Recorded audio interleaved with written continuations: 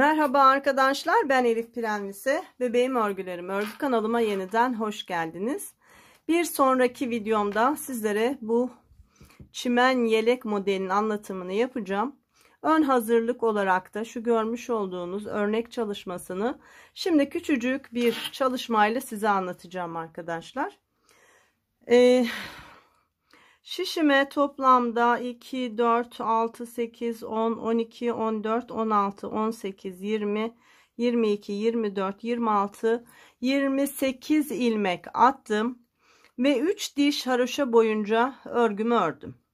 Ardından şu son 3 ilmek ve ilk 3 ilmeğim haroşa, aralar önde bir sıra düz, arka sırada da ilk 3 ilmek ve son 3 ilmek haroşa ve arkada ilmekler bir sıra ters olacak şekilde zeminimi hazırladım. Tıpkı yeleğimizde olduğu gibi yeleğimizde de aynı şekilde çalışıyoruz. Şimdi başlayalım. Model çalışması çok kolay arkadaşlar.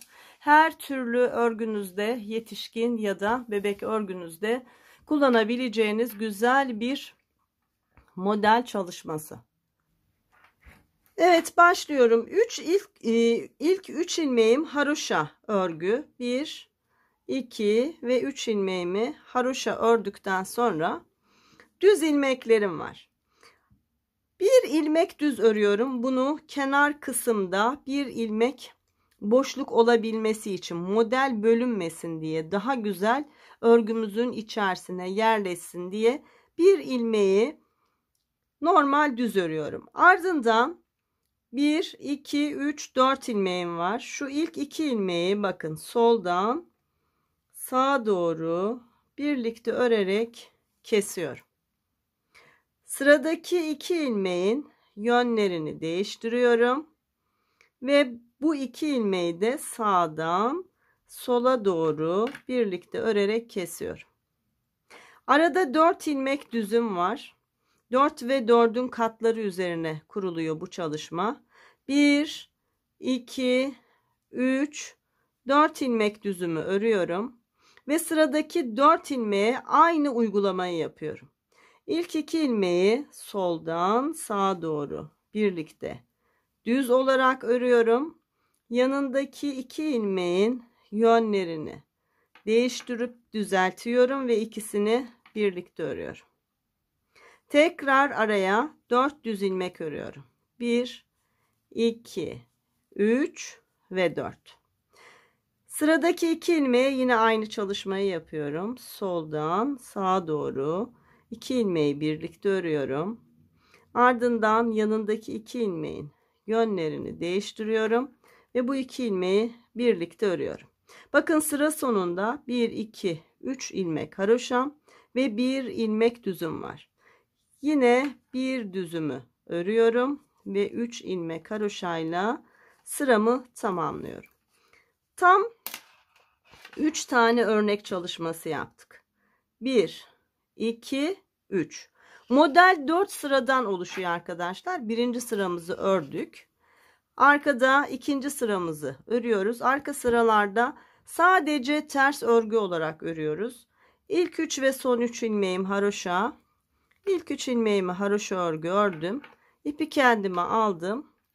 Ve son 3 ilmeğim kalana kadar var olan ilmekleri ters olarak örüyorum. Bu örneğimin ikinci sırası.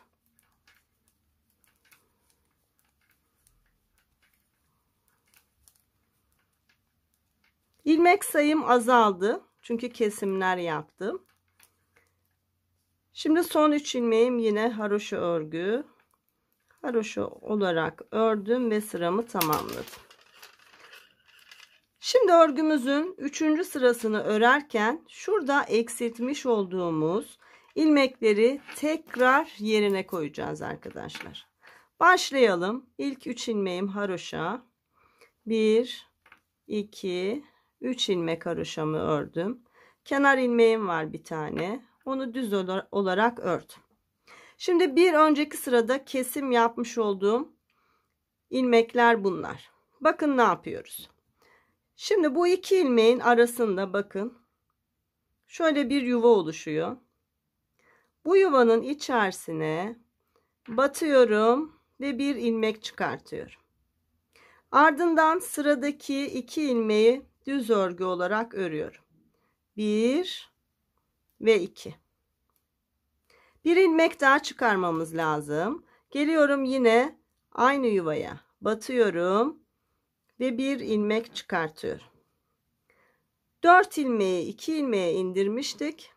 3. sırada tekrar bu 2 ilmeği 4 ilmeğe çıkarmış olduk. Bu kadar kolay. Arada 4 düzüm vardı. 1, 2, 3, 4 düzümü ördüm. Şimdi ikinci örnek çalışmam. Bakın yine kesim yapmış olduğum ilmekler. Ne yapıyorum? Geliyorum şu aradaki, şu yukarıya değil yalnız dikkat edin.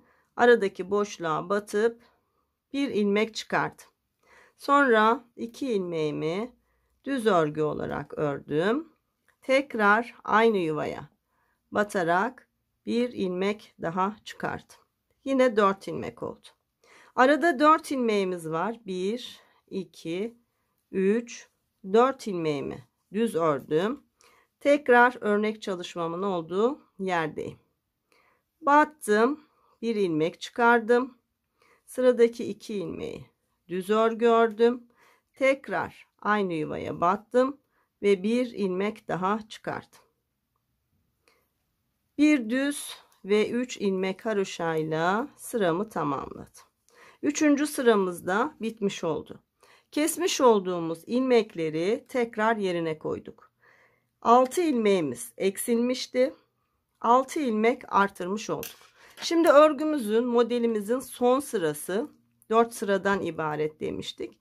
Yine ilk 3 ilmeğim, kenar ilmeğim olan haroşalar, ardından diğer ilmeklerimi ters örgü olarak örüyorum son 3 kenar pat ilmeğimin olduğu yere kadar. Evet, model çalışmamız bitti. Bundan ibaret. Fakat bir sonraki model kurulumunu kaydırarak yapacağız. Aynı şeyin tekrarını yapacağız fakat kaydıracağız. O yüzden ikinci kez model kurulumunu yine sizlere göstereceğim. Ters örgülerle son 3 ilmeğime kadar geldim ve son 3 ilmeğim haroşa örgü. 4. sıram bitti ve ilk örnek çalışmamda tamamlanmış oldu. Şimdi ikinci kurulumda ne yapacağız biliyor musunuz? Şu araya 4'er ilmek bırakmıştık ya. Örnek çalışmamızı buraya yapacağız. Hepsi o kadar. Başlayalım. İlk 3 ilmeğim haroşa. 1, 2, 3. Ne yapmıştık? Kenar ilmeğimiz vardı. Bir düz. Ardından 4 ilmekten oluşan örnek çalışmam var. Onu da örüyorum. 4 ilmeğim. Şuradaki ilk düzle beraber toplamda 5 ilmek düz ördüm. Ve bakın 4 ilmekten oluşan ara ilmeklerim. Şimdi örneği buraya kuracağız. İlk 2 ilmeği soldan sağa doğru birlikte ördüm, kestim. Yanındaki 2 ilmeğimin yönlerini değiştirdim. Onları da birlikte örerek kestim. Bir önceki model çalışmamın 4 ilmeğini bu kez düz örüyorum. 2, 3, 4. Örneği kaydırdık. Şimdi ikinci kez burada model çalışması yapacağım. İlk 2 ilmeği soldan sağa doğru birlikte ördüm. Yanındaki 2 ilmeğimin yönlerini değiştirdim. Çünkü benim ilmeklerim ters oluyor arkadaşlar. Eğer sizin ilmekleriniz düzse zaten düzeltmeye gerek yok. Ama benim gibi tersse mutlaka düzeltin. Evet, ikisini birlikte sağdan sola doğru ördüm. Ardından devam ediyorum. Bir önceki model çalışmam. 1, 2, 3, 4 ve kenar ilmeğimle 5 ilmek düz. Ardından 1, 2, 3 ilmek haroşayla sıramı tamamladım. İkinci kez ikinci modelin kurulumunu yapmış olduk. İlk sıramız olmuş oldu. Evet, şimdi örgümüzün arka sırasında ne yapıyorduk? İlk 3 ilmeğim haroşa. 1, 2, 3. Ardından ters örgülerle son 3 ilmeğe kadar var olan ilmeklerimi ters örgü olarak örüyorum. Örneğimin ikinci sırası.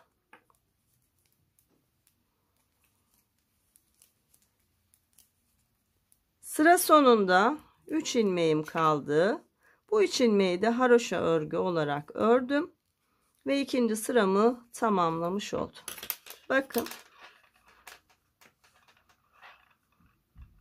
Burada ve burada eksiltme yaptık. Şimdi eksilttiğimiz ilmekleri tekrar burada yerine koyacağız. Başlayalım.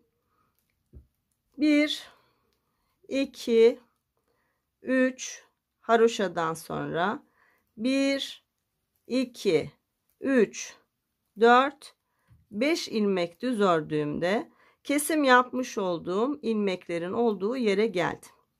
Bakın bu ortadaki yuvamız zaten belirgin. Batıyorum.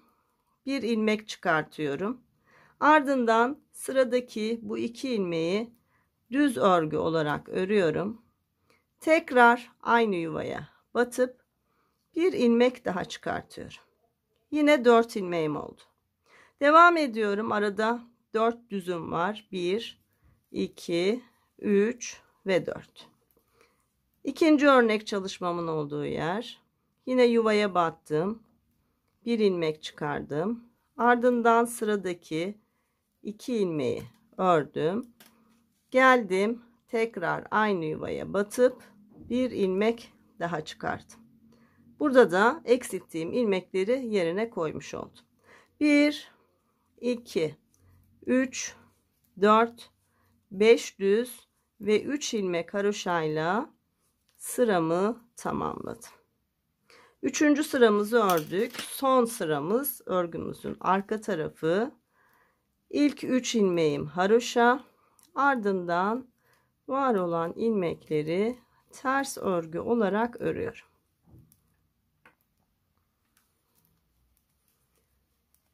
Evet, son 3 ilmeğe kadar ters örgü olarak örüyorum. Dediğim gibi çok kolay, çok güzel bir örnek.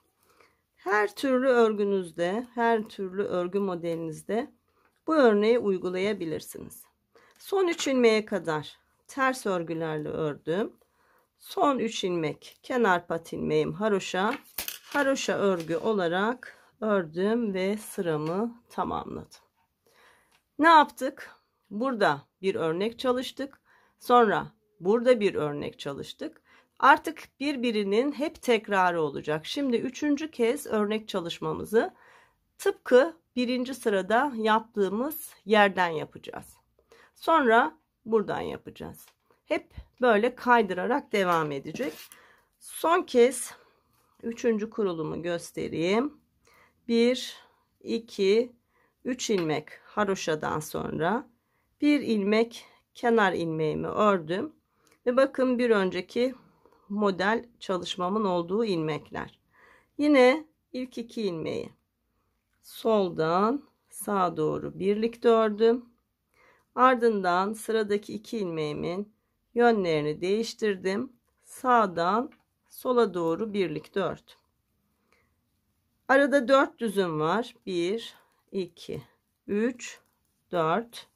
Ardından yine örnek çalışmamın olduğu 4 ilmekteyim. İlk ikisini soldan sağa, sıradaki ikisini sağdan sola doğru birlikte ördüm. Tekrar 1, 2, 3, 4 ilmek düz ördükten sonra yine örnek çalışmamın olduğu yerdeyim. İlk 2 ilmeği soldan sağa, yanındaki 2 ilmeği sağdan sola doğru birlikte ördüm. Bir düz ve 3 ilmek haroşa kenar pat ilmeğimle sıramı tamamladım. 3. kez kurulum çalışmasını yapmış oldum. Arkadaşlar modelimiz hep böyle devam edecek. Bakın. Hep birbirinin tekrarı olacak şekilde böyle devam edecek. Evet. Yelek çalışmamda görüşebilmek dileğiyle. Her şey gönlünüzce olsun. Hoşça kalın.